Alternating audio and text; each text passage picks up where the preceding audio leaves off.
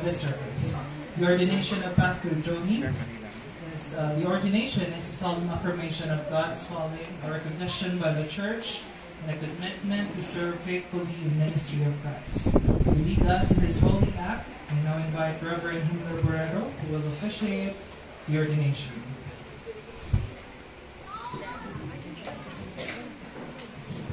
We have privilege of ordaining Pastor Johnny Tumao to this ministry of the Word in this church, Granada Christian Reformed Church. Because he has accepted the call of the congregation, we shall now proceed with his ordination. From its beginning, the entire New Testament church was called to proclaim the good news of salvation in Jesus Christ to the whole world. Therefore, go and make disciples all nations, baptizing them in the name of the Father, and of the Son, and of the Holy Spirit, and teaching them to obey everything I have commanded you. Kani sa siningation, Pastor Johnny Tumao, in order that all God's people assembled here may witness that you, in the strength of God, of the Lord, accept the responsibility of this office. You are requested to stand and answer the following question. Ring lang, Pastor Bill. Thank you.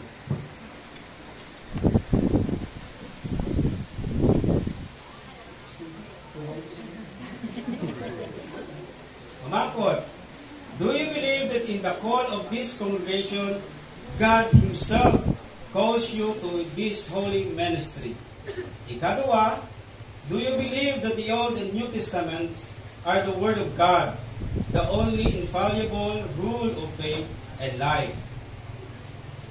Tatlo, do you subscribe to the doctrinal standard of this church, rejecting all teachings which contradicts to them?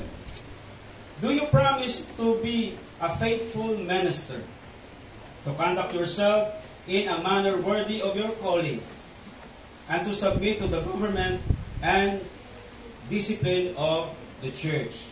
What is your answer? Yes, I believe by the grace of God.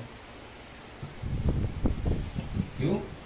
Kag sa siningat iniyon, ginapagabay ko lang ang tanan nga ordained minister sa pagkari, pagkadto, kag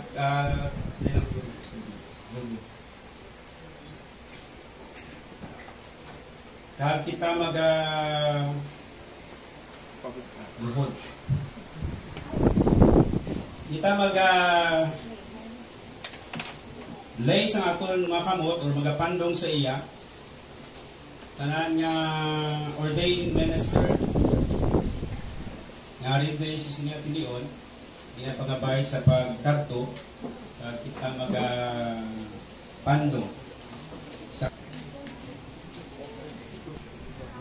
Do you, in the name of the Lord, welcome this God, our Heavenly Father, who has called you to this great and glorious office, enlighten, strengthen, and govern you by His Word and Spirit, that you may serve faithfully, fruitfully in your ministry to the glory of His name and the coming of the kingdom of His Son, Jesus Christ, our Lord.